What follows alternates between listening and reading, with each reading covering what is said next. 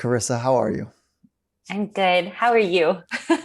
I believe all of that. The way you say it, but also just watching what you've done over the last, what is it, 3 months now? Yeah, Like Olympics and World Championships and like, first of all, congratulations. thank you. Thank you so much. Where do we really start? Because, your last handful of months have been phenomenal. But winning is not new to you. Yeah, I think it's been such a special time because it's been an accumulation of a journey, right? And I just felt like the Olympics was really special and you kind of got to see all the behind the scenes stuff and all the emotions that went behind that. And then getting to win my fifth world title, there were different special moments there that I'm super excited to share with you because I know in your field, there's just there was a crazy in both of those just crazy mental challenges that I felt like any other year I wouldn't have been able to overcome, but because of the journeys and experiences I've had up until this point I was able to take them head on. So um yeah, it's been a really beautiful time and season of my life. So let's start with some of the framework stuff that like early, framework stuff from an early childhood that allowed you to get to a place eventually to be able to meet these things head on. Because you're right, you met every challenge at the Olympics head on. And Karch Karai, one of the greatest, winners of all time in the Olympics and professional sport as a volleyball player, he said something that really stands out for me. He goes, "Nobody reaches a podium without staring down a double barrel shotgun." And so would you nod your head to that? Like, yeah, I understand that. Yes, I definitely, yeah, I understand it. Like it's not easy. And there's a reason why there's only one person standing there at the end of the day, you know? So it takes like just a lot of time. And like, I think I told you when we were in Japan, like for me, it's like constant work, especially like you're what's between the ears, it controls everything else. And so being able to perform at our best, we have to make sure it's clear. And for me, I'm like, there's constant thoughts every single day that I have to work through. Yeah. You're not alone, right? Like me too. And this is like this is my profession. So, but when you say it, it sounds so clear. It sounds so practical, which is, listen, I'm always working on my psychology. And what others get to see is like how I turn on a wave or how I set up the next section, or like people see that part of my craft. But if you could pull back like the curtain, you'd see a lot of work. You'd see like some arguments with myself, some laughter with myself, some doubt with myself. You'd see a lot of things. So Yeah. is there a general theme that runs for you underneath the surface? Well, I feel like there's been a few different themes over the years, especially during my world title runs and stuff. There's always a theme that I'm chasing after, or an overarching theme that will help me stay on track when things get tough. Um, but I think if I were to share something that maybe has changed over time, that voice has changed from something that has been super doubtful and like hard on myself to a more encouraging and positive voice. And I'm just going to bring up the fifth world title day for a moment. The finals day for competing for my fifth world title was a different format, completely different format this year, where they took the top five men and women after the season's ending ranking, and they took them to a showdown. And it was the best surfer in that day that would end up taking the world title home. And luckily, I won the season. So I was fortunate enough to have the first seeding going into the finals day. So that meant I waited for my matchup. And with that matchup, I would have the best out of three. And in my head going in, like, I was like, okay, well, let's get this over with quicker rather than later. Let's win the first two and let's just call it a day. Okay. I mean, leading up to it, my Wait, dad. wait, wait. Was that from like an anxious standpoint, or is that from like just a very practical, like, listen, I don't want to be here longer than I have to be? And I doubt it's that. But was it more from an No, anxious standpoint? maybe a little bit of the anxious standpoint for sure, but also just like, hey, like in my best case scenario, dream scenario, it'd be like, okay, I would just win this outright and like less Okay, stress, got it. Yeah, you got know? it, got it, got it. Yeah, But right. then I've had lots of conversations with my dad leading up to the finals day, and he's my day-to-day coach. He has been since I was little. So, there's a lot of trust there, and we have a great relationship. And he was like, hey, just be prepared to surf 3 heats, surf all 3 heats. And so it was cool because we actually trained all those days leading up. We would kind of simulate what the day would look like. So I'd surf 30 minutes, I'd come in for 5. I'd surf 30 minutes, I'd come in for 5, and I'd surf 30 minutes. And I think for me, to give myself a chance at optimal performance, that confidence comes from checking all my boxes and making sure, I've done everything I possibly can. So if I do come to these uncomfortable positions, I've already handled them. I've already been in them. So a little sidetrack note there, but anyway, so No, this is actually materially important because what I hear you saying is, listen, when I get into the water, I want to feel confident. yes. And actually, Mike, I want to be and feel confident everywhere I go. But in this context, when I get in the water, I want to feel confident. And one of the mechanisms that I use is to make sure that I've got 5 boxes, whatever the number is, of things that I want to make sure I've experienced and done and I own. Quotes, yes. right? Yes. And that allows you to speak to yourself. I'm adding a bit here. That allows you to speak to yourself like, oh, I can go do this. Yes. Right? Okay. Yes. So what does it sound like inside your head when you feel confident? And we'll come back to the story in just a minute. But when you feel like totally switched on, what does that feel like? I just feel like there's just this inner light that I just feel like can't be dampened, I have a smile on my face. There's joy. There's this excitement. There's no fear or doubt. There's just I'm ready. I want to give it everything that I have. And if it doesn't work out, there's also this peace. I think that that's a huge part of it, is that peace. So yeah. Okay, there you go. All right. So listen, I want that for myself every day too. That sounds like, I bet that what you just described might seem really personal because it is. It's your life and your inner life. I think that is quite universal. I think most people want that. And then what ends up happening, maybe what we'll do later in the story is we'll talk about when it's opposite of that. Yes. Right? What are the conditions, the internal conditions and the external conditions that make it hard to find that sense of centeredness. And then, because I experience those too, like we all do. And so you have a lot to teach though. And so pin in that, let's go back to the story. And there's another pin too, which is I want to go back to childhood, but we'll do that in a minute. Sorry, I kind of took it everywhere. I'm right there. No, I think I'm responsible. I think we're in this. But I was so excited to share this moment with you because the reason I'm telling this story is because this was an accumulation of my life's journey. And I lost the first matchup against Tatiana Weston Webb. And I was a bit rattled. I was like, that is not what I saw happening. I was a little nervous, and the nervousness affected my surfing and my decision-making. And I own that, but I was like, I'm literally backed against a wall right now. I could lose the world title in this next heat if I don't step up and fight back.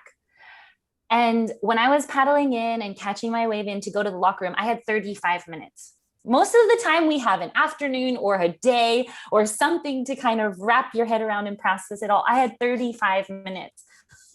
So I went in the locker room and literally the voice of old Riss came back. She's like, you didn't check all your boxes. You're not prepared. You're going to lose this. You're not strong enough. All the doubt and overthinking came rushing back, and I was about to have a full-blown meltdown. I actually did. I ended up crying for a second. I was pacing back and forth. My team was just like, you're good. You got this. Where's the wax? They're trying to keep it simple. And my husband grabbed me. Wait, hold on. I can see your team right now. Okay, literally, you're the best in the world. Okay, and you're upside down, psychologically complete upside down, and I can see the team going, no, we're good here. Keep it, and by the way, keeping it simple is a great strategy. Yes, I'm all about simple. It's a great strategy. So I can see it. It's pins and needles. Nobody wants to screw anything up. And No. everybody knows that you're going to work through this, right? Yes. For the most But part. Oh, no, you pause there. no, I said yes. Like Yeah. they kind of like, it was also that moment though that I realized like no one else can like save me here. Like I'm gonna have to pull myself out, you know? And but it was like really beautiful because my husband looked at me, he had like tears in his eyes, and he's like, babe, like wants to make, I almost want to cry again because for me this was more special than winning the world title.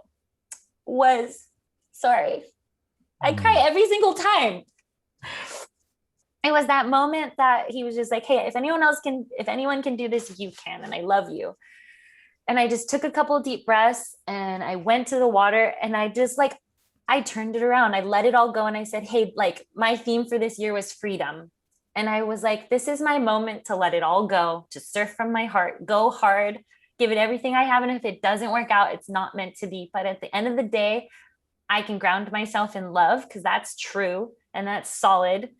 And I love surfing. And so I'm going to go and do those two things, you know? And I also was like, there was an acknowledgement of old risks. It was like, hey, you're there. I see you. You're always going to be a part of me, but not today. And so it was just like a really cool moment for me because, you know, through childhood, like we've talked about, just the trauma and all the layers that are put on you, and to be able to have this moment where I felt like this whole year and the few years that I've had up until this point, I've really kind of been growing into a woman and feeling more comfortable in my own skin and trusting my decisions and like backing myself and like not relying on other people's expectations and feeling good about what happiness and success looks like to me and doing it my way. So I think that's why this one felt really, really special, if that makes any sense. Yeah.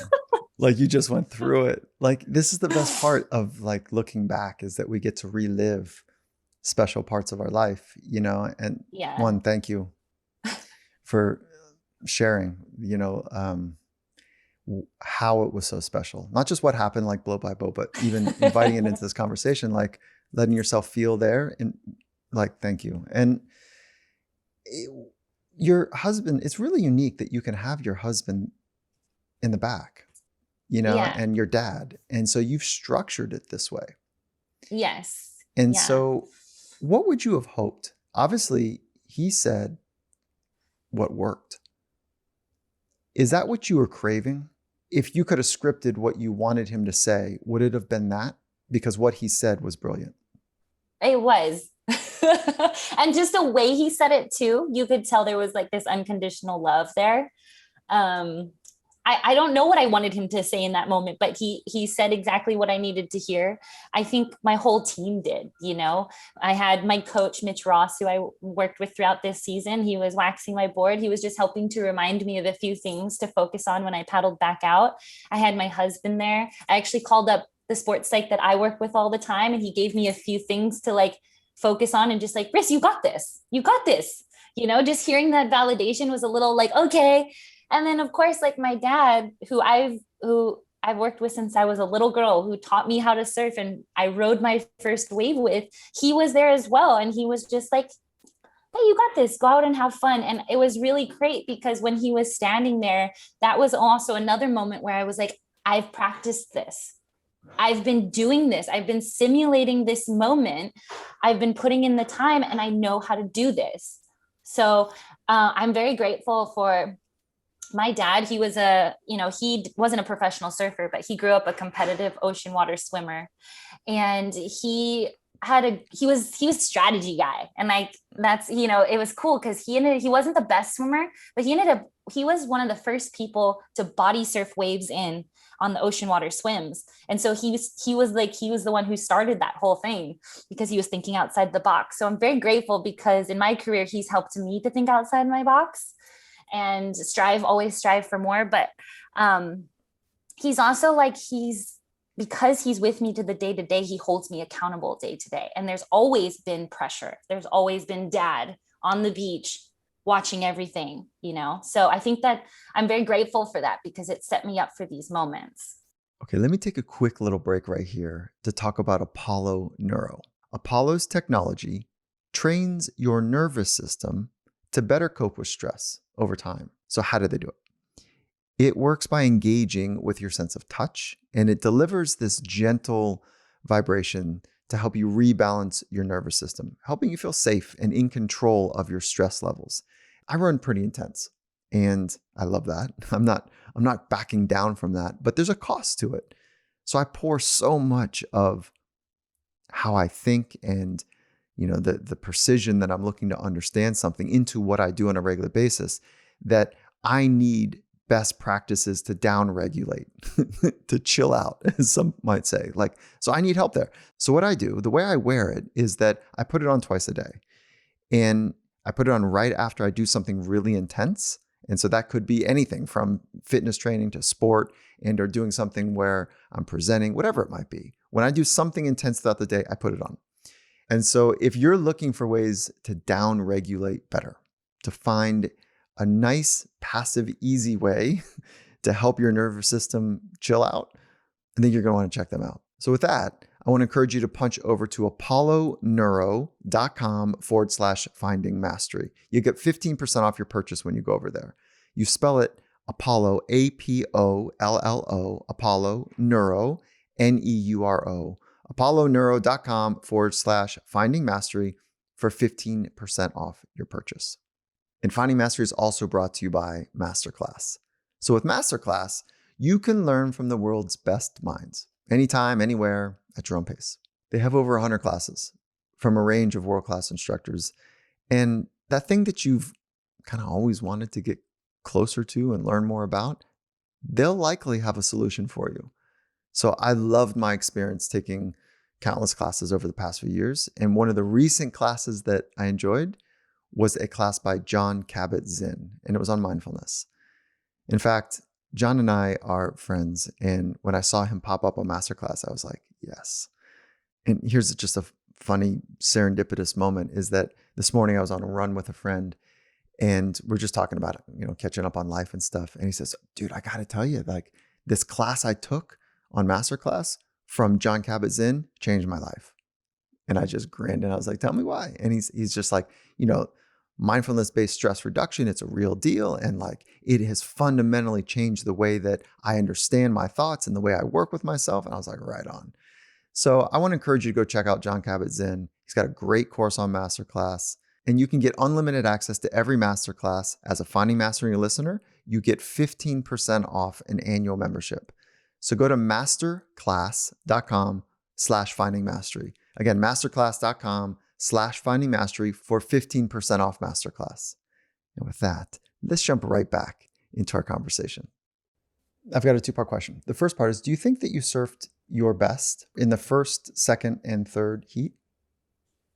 I think there was still another level of performance for me, but I think considering the circumstances, I am truly happy with my performance. And with the support system that you have being deep and authentic and trusted, you have a luxury and potentially a bit of a trap door that always exists that you can look to, you can outsource to your trusted loved ones. Tell me I'm okay. And that would be a bit of a trap door and a wonderful luxury. At the same time, earlier in our conversation, you're saying, listen, I go through my checklist. They help me structure a credible, real narrative that I can live by. I run my heats. I've done maybe mental imagery. I have my fitness is on point, my nutrition, and there's a checklist. So it sounds like you want to have a self-reliance about how you speak to yourself. And you've also got this unique team, call it family, Yes. that, they're there for you in a different way. So if you didn't have that unique, many people don't. So, right. And I want to see if you can take a leap, an imaginary leap outside of what it would be like if you didn't have those trusted sources, those meaningful relationships. What would you have done there?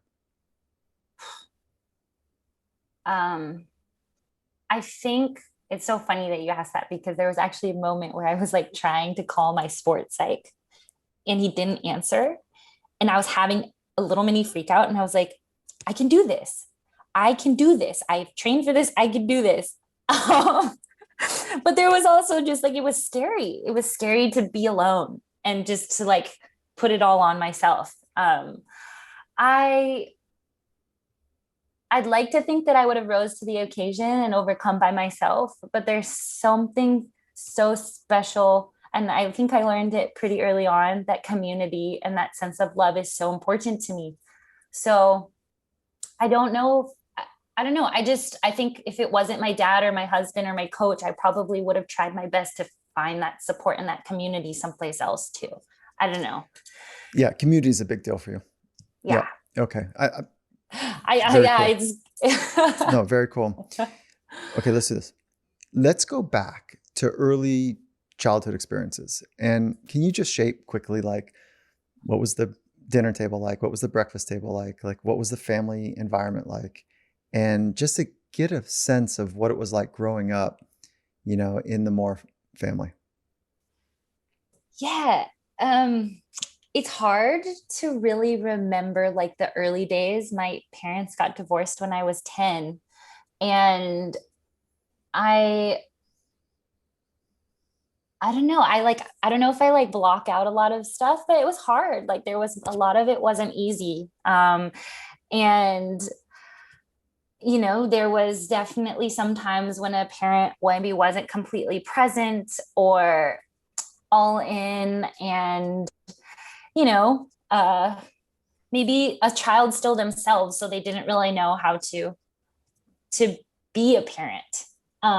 So it was definitely not the easiest childhood. Like it wasn't like rainbows and butterflies and unicorns, but I still am very grateful for the way that I grew up. Like I can't complain. Like I have a wonderful family that we all live within like a small radius. So I saw my grandparents a lot, and we lived with my grandparents for a little bit of time. And most of the early mornings when I was with my dad, there wasn't a really breakfast table banter because we were at the beach. We were in the car in the dark going to the beach.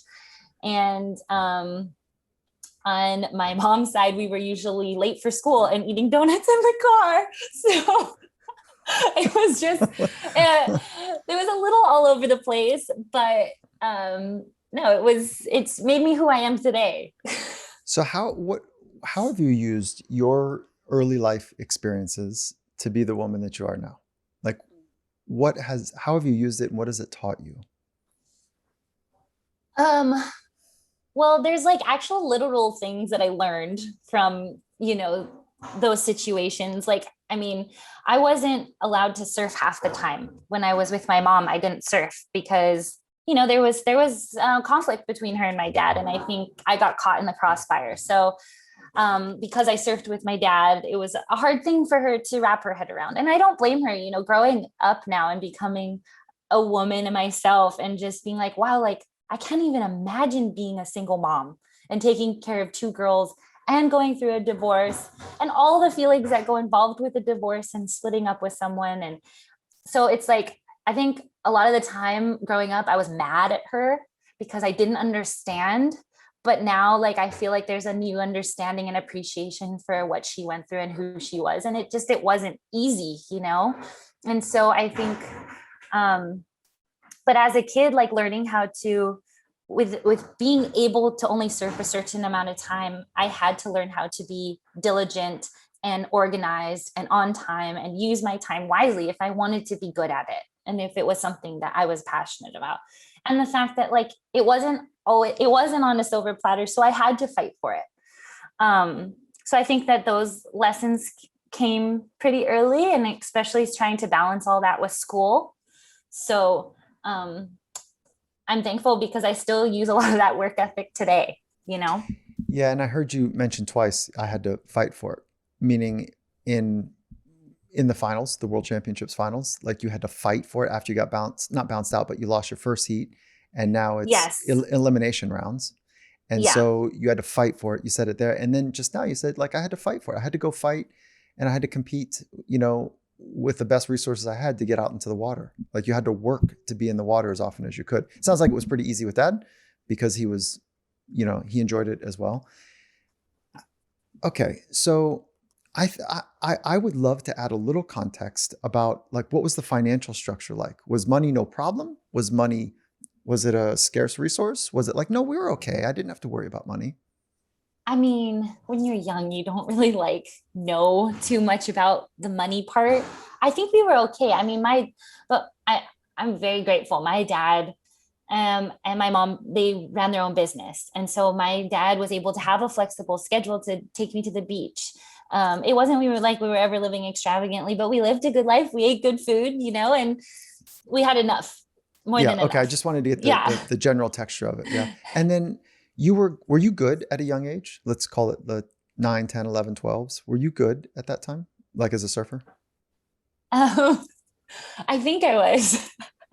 My dad, I mean, the reason I kind of like started like getting super serious about it was because like my dad saw this potential. I like to listen to him talk about it sometimes because he said I had this innate like gracefulness and technique to my surfing. Like he didn't, it's weird to talk about myself, but he never taught me my technique. It kind of, I mean, he definitely helped me here and there with certain things, but like the hand placement and the way that you turn and lean into stuff, that just came naturally, I think. So I mean, it definitely like the competitive side and like learning how to surf different waves and read the ocean, like those things, it takes time. So it wasn't like I was like super good and all these things were there from the beginning. But When did you notice that adults treated you differently because you had a special talent and a big potential?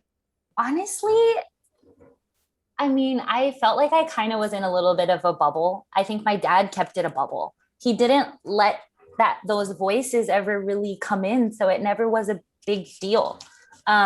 It's really cool because my grandma actually, unfortunately, she passed the beginning of this year, and we were cleaning out her house the other day, and she had kept a bunch of clippings. And I was like rereading this article from like 11 or 12 or 13. I was like, oh my gosh, I did that. That's kind of cool. But they were talking about pressure because they were like, I guess I won Breakthrough Performer of the Year by Surfer when I was 11. And they were in the article, it was just saying like, we didn't know if it was time to give her this award because with that comes pressure. And I just, at that time, I just didn't, it never really, I never felt it, I guess. So when you saw yourself in the big trade magazine, there's two of them, right? Surfing and Surfer. And so when Surfer said, she's the one. And when you read it, what it didn't go to your head? It didn't create pressure, it sounds like. It was just like, oh my gosh, that's cool. Like a super innocent reflection of it. Yeah, I think it was just cool. I think my dad was, I mean, he's obviously been a huge influence in my whole life, my throughout my whole life. And Mm. he was always an encouragement of like, he never made it bigger than it was. It never made it bigger than it needed to be. We didn't dwell on it. I think he's a big reason why I have the approach that I do, that it was like as I actually want to do a better job of like sitting and celebrating more, but he was always like, okay, what's the next thing? Let's like, we always got to keep working. Let's not get complacent. So I kind of adapted that approach in a sense that like, oh, that's cool. But like, okay, what's next? We got to keep going. We got to keep working. How do you separate your father and your coach, dad and coach? Like, how do you do that? I mean, I'm still trying to figure it out. I think it's um, I think it's complicated. it's super complicated. Yeah. Do you think you're doing a good job with it, or I don't want to be so like black and white with it, but no, let me keep it more open. Like, how do you do it? And what is hard about it? Like, what's the complicated part about it? I think the hardest part has just been being able to separate the dad voice from the coach voice, and also leaving it at the beach and not bringing it home.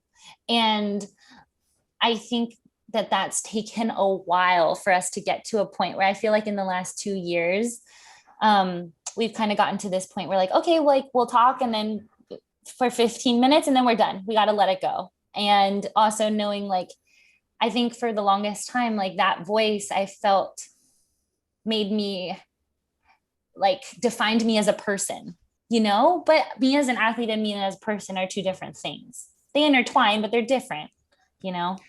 So, the idea of leaving it on the beach. So the car ride home is why most kids leave sport. I don't know if you know that. Mm-mm. And because it's so intense and it's so scary and there's so much Yeah. emotion. You know, parents who care about their kids doing well they want to support, they want to challenge, they want to, help them the best way they can, but they often don't have a sophisticated framework and they're doing and thinking and saying out of anxiety, more than anything else. So when would you guys, in an ideal way, when did you kind of stop the coaching? And when did it Um, become daddy, like the teddy bear thing that, whatever. well, I don't think the teddy bear thing ever really happens Yeah, I was gonna between say, us. okay, great. No, but I really feel like literally it's just like been like this past year and a half, really, that we've like been like, okay, like, well, we maybe we'll drive separately or we will drive to the beach together, but by the time we get home, we're done, you know? But before sometimes it would go on and I would carry it with me and we would continue going for like a day or day and a half, 2 days. And it's like, okay, that's a little ridiculous. But I mean, like you said, it's an imperfectly perfect journey. And it's hard as a parent who's never done it before to figure out the formula on their own. And my dad has done a tremendous job. I can't even imagine being a coach to my kid one day, like, because there is so much emotion and love involved. But you're right, like there has to be, like, I've been able to handle situations better if I'm able to compartmentalize, hey, this is my emotion talking, and this is like this is realistic, this is logistically, like, this is what we're doing here. They're two different things, I guess. Okay, how about if we flip this just a little bit? And there's a coach that I'm friends with, Trent Dilfer, is a football, he won a Super Bowl. He's as a quarterback, and he's a coach now of young people.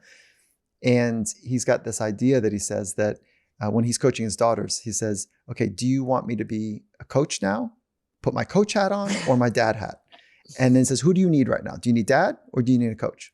Yeah. And so it gives, in a beautiful way, it gives the child, the young doer, the power. Like, I need, Yeah. not the teddy bear from yours, but I need dad. And right, boom, so he's asking for a feedback loop so he knows how to best respond. And if we flip it on its head just a little bit in that same way, can you tell a story or bring me into an experience where you've coached your dad? So your dad is your dad and he's your coach, and it's been flipped where you're like, dad. Because the reason I'm asking this is because with my son, he's 13, I want to be a great dad. And I don't want to be his coach, but there are things that I do understand about becoming. And, Right. the psychology part of, like, he's into volleyball and taekwondo right now. So there are things that I want to add, but I want to be his dad, not his coach. But I Yeah. find myself sometimes into it. So can you maybe tell a story when you flip the model? Yeah. I mean, just quickly remarking on your coach friend and how he gives his his daughters a little bit of power to kind of decide, I was like, that's really amazing, because I just feel like, and maybe if I was given that power sooner, I would have had more of a voice to choose, or more of a feeling on who I needed. But there were definitely times that I felt like he stepped up in ways that I didn't think I needed. And it pushed me and taught me lessons that I didn't think because I probably would have wanted teddy bear daddy all the time. Like, I love you. You did great, but you don't know, like, you need a little bit of tough love sometimes. So it hasn't only been until recently that I feel like I'm like, okay, this is what I need from you. And I don't need that anymore, because I think there was definitely a lot of times in the past that I would turn to my dad and I'd look for him to push my buttons to get in the zone. So that was kind of like especially in competitive days, I would look to dad to like it was kind of a chaotic thing to find the zone, and Describe the zone really quickly, and then of course I want to know, what would you and your dad do together to propel you into that state more often? So how do you describe the zone first? I think the zone is just like that state of like where you're able to compete and think clearly, make good decisions. You're in like attack mode. So you're going for it and you're not like overthinking or doubting or surfing, underperforming, right? You're at this place where you're doing what you're supposed to be doing. And I think a lot of times, like the night before or in preparation, we would like have a training session and we would make one moment way bigger than it needed to be. And we would blow it out of, make it, we get a, frustrated, or I'd get like insecure. And then somehow I would climb back out. And it was that climb that got me in the zone. I don't know, but it was interesting. And it worked. It did work for a very long time. Okay, I want to take a quick little break right here to talk about Sakara. Sakara is a wellness company that is rooted in the transformative power of plant-based food. So when it comes to preparing healthy meals, I am trying my very best to get better in this department. I really am. But sometimes my schedule, it's just a little too fast-paced for my skill level to prepare healthy meals. And so with Sakara, they have been a game changer for me. Their organic, ready-to-eat meals are made with powerful plant-rich ingredients. And they're designed to boost energy and improve digestion, the whole thing. They're very thoughtful and very skilled at what they're doing. So their menu of creative chef-crafted meals, they change weekly, so you'll never get bored with it. And it's delivered fresh anywhere in the United States. What I love is their breakfasts. Like, they are lights out for me. They are not the traditional breakfast that you might be thinking of. They are unbelievable in how good they are. They also offer daily wellness essentials like supplements and herbal teas to support your nutrition. I'm a huge fan of their detox and their sleep teas. So their best-selling Metabolism Super Powder is made with organic raw cacao, and it works to boost energy, eliminate bloating, minimize sugar cravings, reduces fatigue for me as well. And so right now, Sakara is offering 20% off your first order when you go to sakara.com/findingmastery, or you enter the code findingmastery20 at checkout. So either enter the code findingmastery20 or visit Sakara, Sakara, sakara.com/findingmastery. And Finding Mastery is also brought to you by Audible. For those of you who are unfamiliar with Audible, they are flat out the leading provider of spoken word entertainment and audiobooks. And with the holidays right around the corner, an Audible membership is one of the best gifts that I can think of. Right now is a great time to give Audible as a gift, and they've got a special offer of 46% off your first 4 months. So with Audible, you can listen to more of whatever you're into, because Audible, they literally have it all. An unbelievable selection of audiobooks, tons of binge-worthy podcasts, and exclusive originals as well. All available to download or stream. And as an Audible member, you can choose one title a month, like the latest bestseller or the hottest new release, yours to keep forever. But here's the best part. You also get full access to Audible's streaming library. It's called the Plus catalog. You stream all you want, as much as you want. No matter where you're going or what you're doing this holiday season, I think you're going to want to have just the right thing to listen to at your fingertips. It's great for commuting, great at the gym, long road trips, or just kind of chilling, at night, whatever it is for you. So right now, for a limited time, save 46% off your first 4 months of Audible. That's only $7.95 a month. And so for more, go to audible.com/findingmastery or text Finding Mastery to 500-500 to take advantage of this offer. That's audible.com/Finding Mastery or text Finding Mastery to 500-500. With that, let's jump right back into our conversation. Let me just play it back really quickly before you go to the next bit, is that the zone for you is when you're performing like you're supposed to, like you're capable of. You didn't say it's like magical. It's not like in a place that is effortless. You're just saying, no, I'm doing what I'm capable of doing. Well, I think I was describing the zone where it used to be to me when I was getting there. It's different now. The zone where I'm in now, I feel like is a lot different. Okay. So pin that, because I want to come back to that. Okay. And then, because you hit on something really important though, that most people do not talk about, is that there is a real struggle to get to the zone. So there's a fight. There's an agitation that it's difficult. You don't just wake up and be like, hey, I'm going to the zone in about 20 minutes. No. No, No. it's a scrappy kind of thing. And at some point, it's almost like this fevered pitch where you're like, fuck it. And you start and you just kind of let go. And then it's like, oh, which that let go is like a sense of trust. Like, you know what? I'm okay here. And Yeah. everybody gets there a little bit differently, but there's that deep agitation that comes prior to. And Right. then there's a bit of a flow window, if you will. And you can pull yourself out of flow really quickly, the zone really quickly by going, oh, I'm in the zone. Or I wonder if it's going to last. Right. I mean, you're out, Right. like you Yeah. can pull yourself out quickly, but there's a struggle that comes before the window. And then if you can kind of sink into that window, then it's like, oh, that's awesome because you can stay with the struggle a lot longer and you miss the window. Right. And I don't know if I'm being eloquent with how I'm describing it, but it's you're talking about something that most people don't talk about.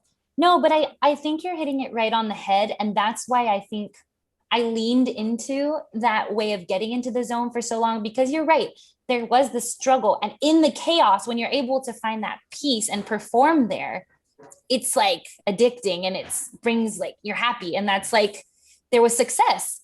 So we kept doing it that way for so long. And I think I started to realize as I grew up, like, hey, my dad taught me some really wonderful things that you can get to the zone from many different ways, like you said. But I think as a woman now, I want to get there my way. And I think we're going off on a little bit of a tangent because I'm No, trying no, to no. remember where you were No, going. this is no, no, no, no. Like What you we had me like as a woman, I want to do it my way. I'm like, yeah, okay. Oh, okay, So okay. Well, I'll keep yeah, going. no, that's great because there are lots of ways to get there. And then Yeah. you're saying, I've got a signature way that I want to do Carissa.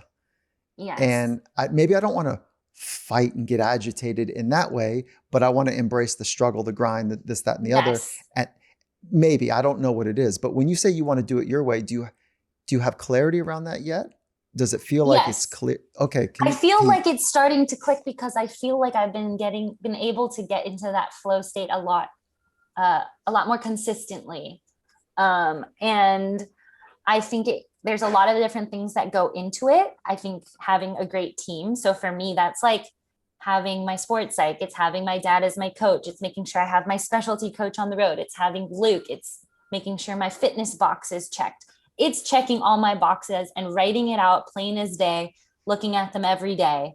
That gives me confidence because, and then, when I'm there at the beach, I have that to kind of lean on. But then there's like this, like the mantras of that I constantly am going through my head of progress, not perfection. Let's trust in the formula. I have this formula. It's worked time and time again. Trust in it. Have a freedom. When I'm free, I perform better. I am closer to my optimal performance when I'm free. So the worst thing I can do is stress out and have anxiety.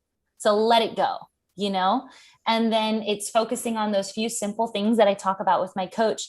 And I really think like for me, it's like the goal is to surf how I surf every day because I train hard. I train how I'd want to surf in a heat in that 30-minute time frame. And so that's kind of like my little flow state formula right now. And did you find that, fast forward now to the Olympics, did you find that at the Olympic Games? It wasn't, you were there. There was a lot of talk and there was a lot of conversations. Like, I think that when it came around to when I made it through the semifinals against Amuro Suzuki, and it was the close semifinals, I think to just also, having a gratefulness about everything that comes my way and knowing like everything happens for a reason. I do believe that there's a bigger purpose out there. I do. And I think that there was like this surrender in that moment that like, hey, like, wait, how cool is this one? I'm so grateful I made it. I cheated death just now. I made it through the semifinals. I shouldn't have made it through with 7 points, but I did. And there's like a reason I'm going into these finals and I'm there. Like, this is the coolest thing ever. Like, all I need to do is show up and be myself and surf from my heart. And that's like all that anyone can ask for, So I think I did, like, in that final, there was this beautiful peace and like surrender and flow, so to say, I guess. Yeah, and it was all of that. There was struggles, there was Yeah. fears, there was anxieties, there was frustrations, there was happiness, there was laughters, there was tears, there was missing, there was hoping, there was all of it, right? And Yeah. what's so amazing about the games is that it's a compressed experience with the Right. best in the world. Like trying to all do the same thing at the same time, and it's this compressed experience. And so I just want to make sure I'm hitting this. You've got, I think it's 5 dials, we could call it, or levers. So these Mhm. dials are your inputs. And then when you get the inputs just right, then the output takes care of itself. Right. In the ocean, it's like you're surfing the way you're capable of. And so it's like knowing how to get to a sense of freedom, practicing gratitude, practicing freedom, practicing community, and so those are your levers. And how did you come to be clear about those dials? Because you've made it really simple, Carissa. It's really Yeah. quite simple. And so how did you do the work to get to those levers? Because I think that I'm mixing levers and dials. It's the same thing in my mind. I like dials right now a little bit better, but most people don't have those. So how did you develop those?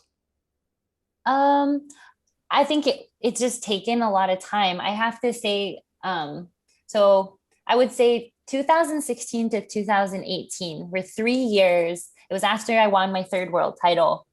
And I just went into a full-on funk. Like, I just fell out of flow. I was just didn't feel connected to myself, didn't feel connected to my purpose or my being. I didn't know why I was surfing. I was not having as much fun. I was so focused on results and I was focused on the wrong things. And I think the personal struggles really reflected professionally. And there was a point where I had one of the worst results of my whole season. And I've talked about it a few times in other interviews, but it was actually when I competed at Jeffreys Bay. And I think it was 2018. I want to say it was 2018. And the waves were pumping. Like, we had waited for this swell, and the swell showed up the last day of the waiting period, and it was pumping, and I lost. And usually when the waves are pumping, it's a nice formula, it's a nice recipe for success. If I come and do my surfing on good waves, but I was like, what is going on? I was so unhappy. And I was like, and it was starting to bleed into my life with Luke. And that shouldn't happen. I was like, this is just not good, because that's so good. Luke and I are good. He is a blessing. It shouldn't leak into my life. And so that's kind of when I went back to the drawing board and I was like, okay, like, how do I want to rebuild this? How do I want to rebuild a better version of myself and move forward? And that's kind of when I started like looking at, what does happiness look like? What does success look like? Who am I without results, without competing? And that's when I started grounding myself, or finding grounding myself in truths, like we've talked about, and things that were like can't be taken away. And then those are the things that I kind of put my dials around, or centered my dials around, or around those things. Does that make sense? Yeah, I Carissa, don't it's know rare. if that Yeah. makes sense. No, no, no. Listen, what you're saying is really rare. And you've got me on the other side going, like, I just, every part of me is like, this is it. This is how it works. And I wish it wasn't rare, but you've got great clarity of what you want to do in life, which is cool. Not everybody has that. And you've got great clarity about who you want to be. And you've got great clarity about the dials that you're working to have great inputs on, so that you can do the thing that you want to do at a highest level. And so, when did you start investing in your psychology? I started investing in my psychology in 2018. That was when I was like, See, I would have thought that you would have maybe said my dad, like always made it like he always had some stuff about the mental part of the game. And like, but I think you're going to say 2018 formally. I think, yes, 2018 formally, and also when I decided. to take power over that Mm, and control over it and making it a priority for me. Like my dad, yes, you're right. He was the original man behind everything, and he taught me some incredible lessons psychology wise. Like I wouldn't have had a successful amateur career if it wasn't for him, sharing different, he helped me learn how to visualize and goal set and all these kinds of things. But that wasn't driven by me, so to say. Does that make sense? Why? yeah. I remember Yeah, there was an event. It was not an event, not a athletic event. It was like a convening of a bunch of bright minds in human performance, and your dad was there. And it was an event in Southern California, and we started chatting. And he's like, he was really curious about imagery, and he was really curious about like frameworks. So he wasn't trying to drill down into like what's a trick, what's a yeah, tactic, or what's a hack. Like he wasn't interested in any of that stuff. It was really thoughtful, and he was drilling right into like, well, what are the right frameworks? And so you right. could, I know that he really cared about the inner experience because probably, Yes. I mean, he was thinking for you or trying to get better for you. And so it was obvious that he wasn't looking for any shortcuts. No, and I think thank you so much for bringing that up, Mike, because I don't think a lot of people see my dad as just the dad. And he is a phenomenal coach and a phenomenal father who's been able to, like you're so right. Like I wouldn't have taken these steps on my own if it wasn't for the framework he shared with me through my childhood. And he also shared with me the idea of love and giving back and taking care of people and the sense of community. Like that's thanks to my dad. And he's never the one to like find the shortcut, but he's willing to put in the work. He's all about that. So no, thank you for bringing that up. Do you feel like you need to defend your dad? I don't think he's gotten the I love him. I love him to pieces. And I just hope he knows how much he means to me and how much I appreciate him. I don't know if he's gotten the recognition he deserves from everybody else, but like from me, I hope he knows like I'm so grateful, and there's not enough words to actually like adequately express my appreciation. So I just want him to know that. Yeah. Hmm. How do you tell him that? I I This is not the forum. no, no, But I it's no, it's heartfelt and beautiful, you know. no, I But think how do you tell him that? what's tricky is like we all have different love languages. And like I'm a very verbal, like I love saying it and I try to say it. And I think his love language is time spent because he always spent time with me. And I think he deep down he knows how much I love him. But it's just because our love languages are a little like off. Maybe like I mean, time spent is definitely one of mine too, but sometimes I don't know if he actually like hears me. Okay, I hear you. This shows up in a lot of relationships. You know, your insight there is really good. And then, and I think there's a rap. Let's just stay here for a minute. There's a rap that parent coaches get of being control freaks, of being too hard on their kids, Yeah. of screwing up the kid, and I have seen it be disastrous. In fairness, I Yeah. think it goes wrong more often than it goes right.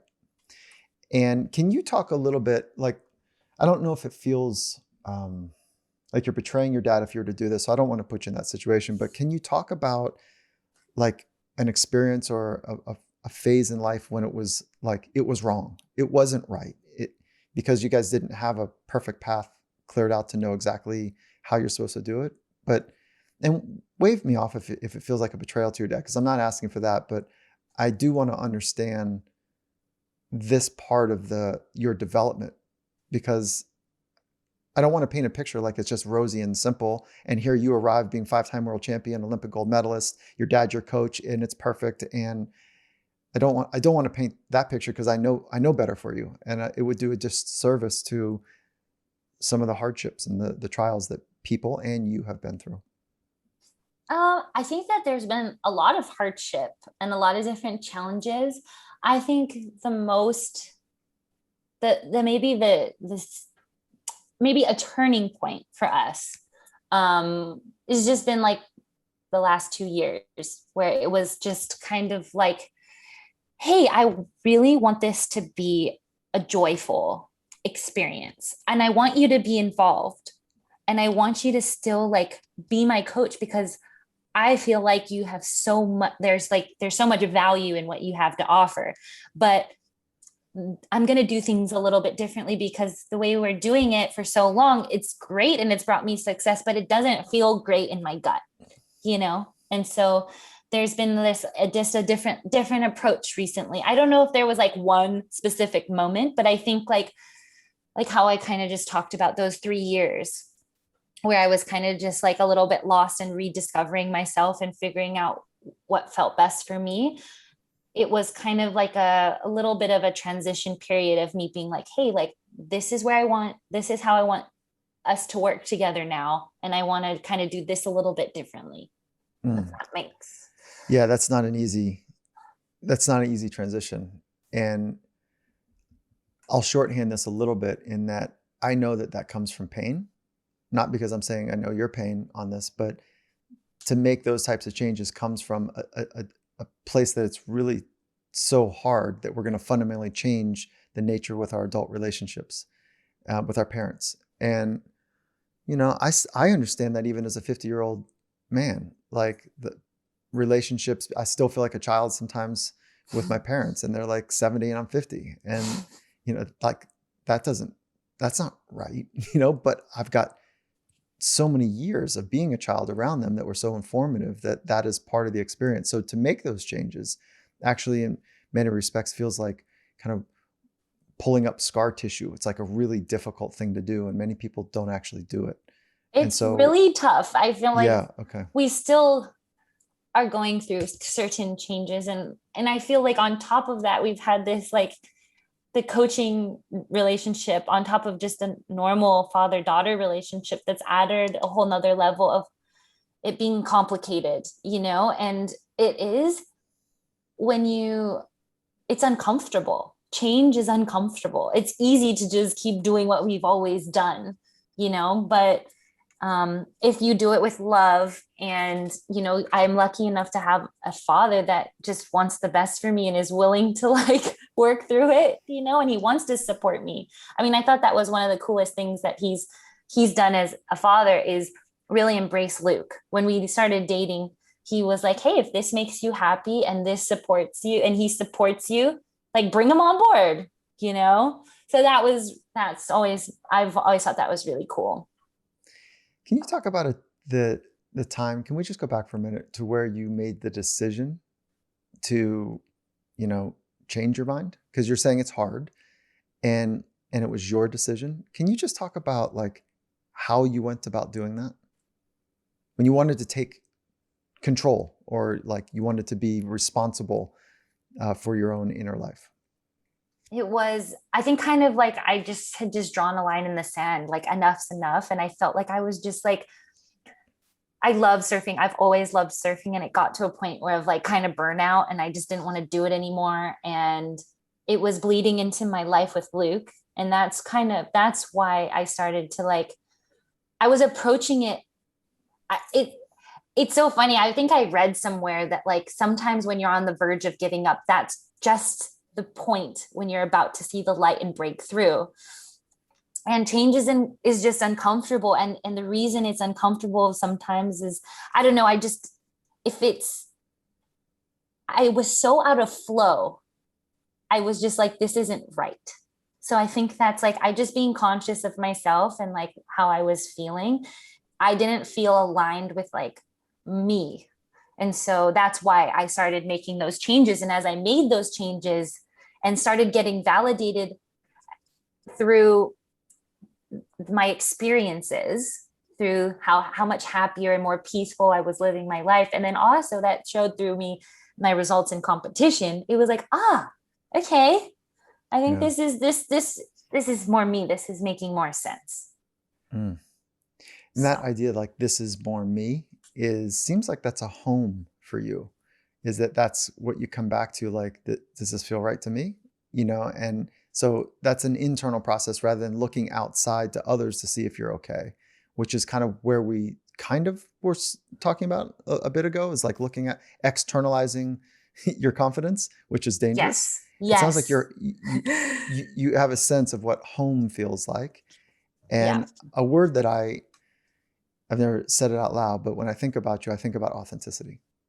And I think about, you know, the courage it takes to be authentic, for you to be authentic is radical. And it was a great gift that I don't know if you know that you probably provided the entire camp, at the games, at the Olympic Games, is that you're just real. And so, Thanks. Thanks, yeah. And Mike. I don't know, do you think that people know that about you, or do they see the happy-go-lucky, everything's always good, Carissa? Do they see that part of you, or do you think people know who you really are?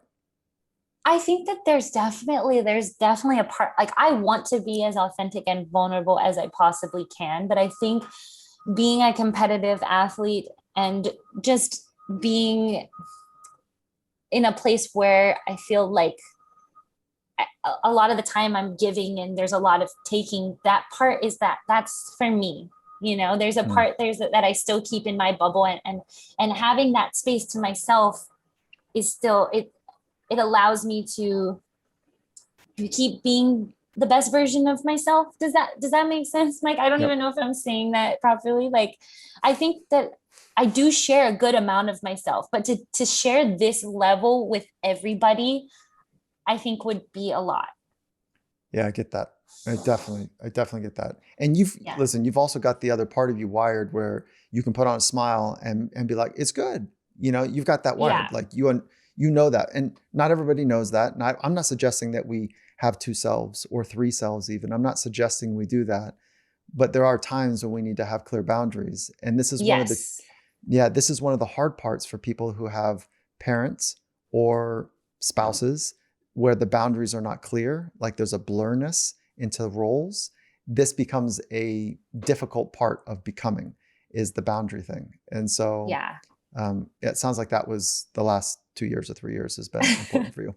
Yeah. Yeah, I think that's been a really hard one because I am a people pleaser. Like, I want everyone to be happy because when everyone's like, and I think that's maybe the trap that I fell into.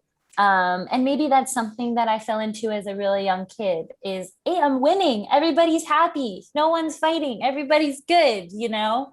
And so I think that after I won my third world title, I felt like I just kept doing what everyone wanted me to do. Even though it was ultimately what I wanted to do, it still felt like I was doing what everyone else wanted me to do.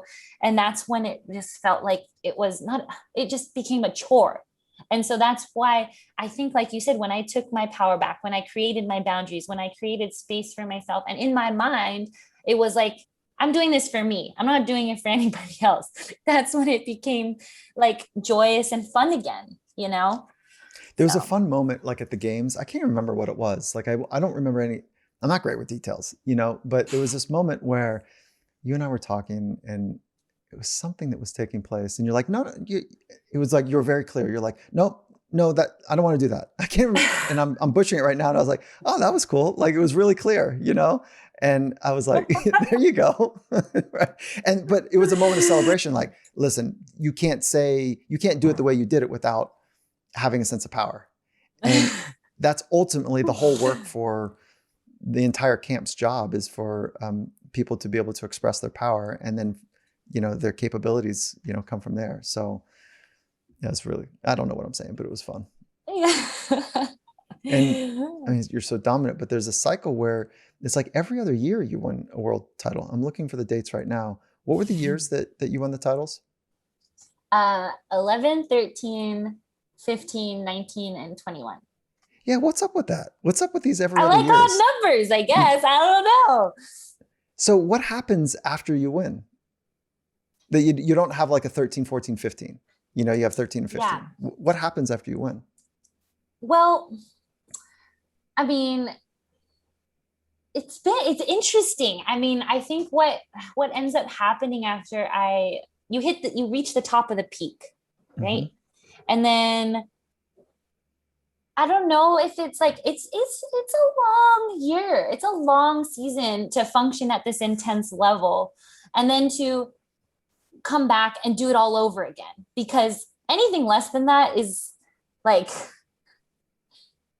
I'm still trying to wrap my head around it, because even if, like, it's hard to go back and give. I'm an all in 110% person. So I think what's tough sometimes is it takes so much out of you mentally and physically. And to come back and do it again, I think I hold myself to really high standards as well. So anything less than that is, uh those can be sometimes very challenging in between years, you know. Yeah, you know what I hear is like I'm going, going, going, going, and I get to the place. There's the celebration, and then I exhale a little bit, and but I Yeah. want to keep it up, and it ended up. Listen, there's fifth in the world in anything is remarkable. 12th in the world in anything is remarkable. You just happen to have a lot of firsts. So, it doesn't sound like the year after you win the title is a terrible year and you're No, miserable. Is no. it a fatigue thing? Is it listen, it's just hard. I think it's just, I mean, last year was my first year, the image after a title, that I actually took a real break. Okay. So all those other years, I was still working and giving and trying to give my best, you know? And so I think we didn't have a tour last year. It was the first time I actually just got to like, and then I came back and I was fully present and I was fully rejuvenated and excited and grateful. And like having that time off really gave me like a fresh perspective. Um, and I have to say, Mike, like I'm still processing. Like it never stops for me, because I still work through like how I define myself, and this idea of like I'm going through so many different emotions now after winning my fifth world title and being more of a veteran on tour and seeing the next generation come up and looking at what the next chapter of my career is going to look like, what the next chapter of my life is going to look like. And that making that transition, not in like anytime soon, but when it does come, how will I do that gracefully? And like, there's just all these different things, like, and different emotions like going on in my head, you know? And I feel like every time I've won a world title, the motivation's been different. Everyone has been different. I've never won it for the same reason or done it the same way. And so I think sometimes that can be tricky too, is after you win or after I've won in the past, sometimes if I lose, then it becomes way more clear. The path to winning becomes clear because you see what it takes again, and you see the target. But when you are the target, sometimes it's harder to, yeah, I'm kind of like, Yeah, that where you're just so going is like, when you see the target, it's easy, but sometimes I am the target because people yeah, are, and so prey and predators and like whatever that hunting metaphor might be, very cool. And there's great coaches that have talked about that. yeah, Steve Kerr has talked about that, and he's won so much. John Wooden said something, one of the greats, all time in basketball, said the sentiment was like, I wish upon my friends that they could all know what it feels like to win one. And I wish upon my enemies, but he never called them enemies, what it feels like to win two back to back, like, because there's this yeah, burden, there's this thing that happens underneath yeah. of it. Okay, hold on. You said something really important. I want to honor our time, but I feel like I could go forever here. But so you talked about having different motivations.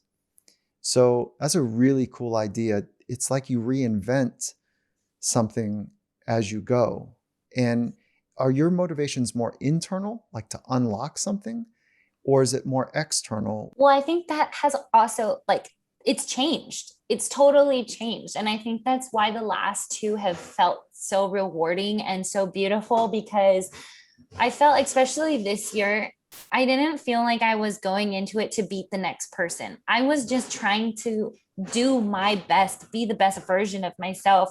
And I touched upon it earlier, but this idea of freedom and finding that freedom. And so that was literally the whole goal and motivation for this year. Where in the past, like my first world title. Maybe the motivation was like, I've never done it before.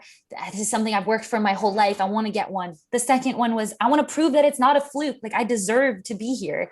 The third one, I don't really remember like what the whole motivation was behind that one, but hey, like I lost it. I want to be back on top, you know?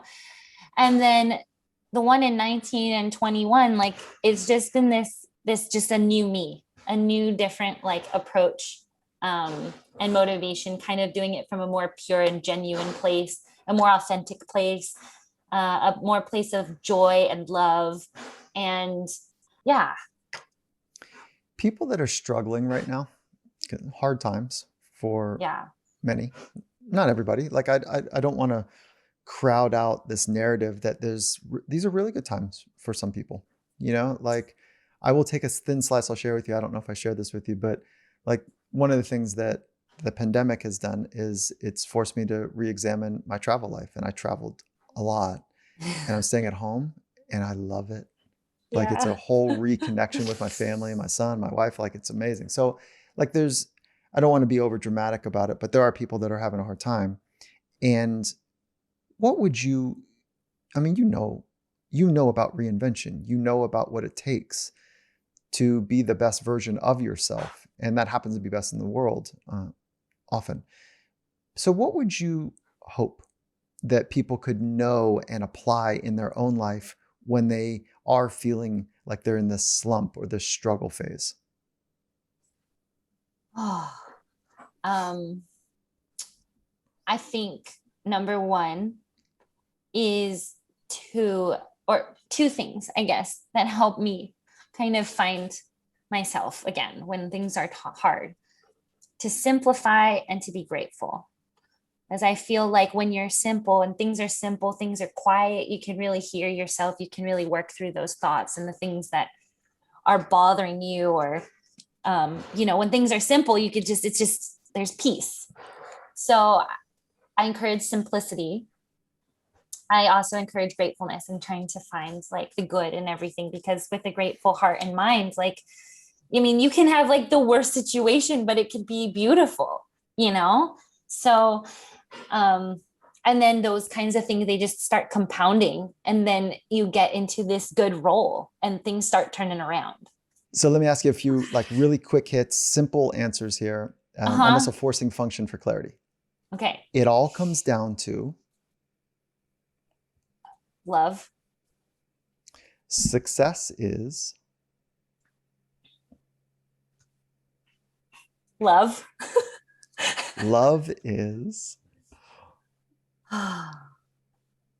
Love is just, I don't know, it's an indescribable feeling. It's intangible, but it's how you treat other people. It's unconditional. It's the simple smiles you share, or the exchanges of kindness randomly throughout a day. It's waving to a stranger on the side of the street. It's sharing a beautiful meal with your best friend, or walking on the beach at sunset with your husband. Like, love is everywhere. Love is, following your passion and chasing your dreams and sparking passion in somebody else. It's like, it's literally, I don't know, it's what connects us. It's what drives us and motivates us. I swear that's what we live for, right? It's to find those connections. It's to give love and share love and receive love. That's like, that's what we're all striving for. Like the rest of the stuff, it's going to come and go, but that's the stuff that lasts. That's what's going to like stand the test of time. I truly believe that. I've got a bunch else I'd like to ask you, but I think this is a great place to pause. And Okay. yeah, I mean, thank you. Thanks, Mike. Thank you for the conversation, Carissa. Thank you for, the time spent and the lessons learned together. And it was awesome. So I'm stoked to introduce folks that don't know you in our community. And so again, thank you, Carissa. Thank you so much for having me. It's been fun chatting with you. And, the experience we got to share in Tokyo is one I'll always remember and cherish for the rest of my life. So thank you.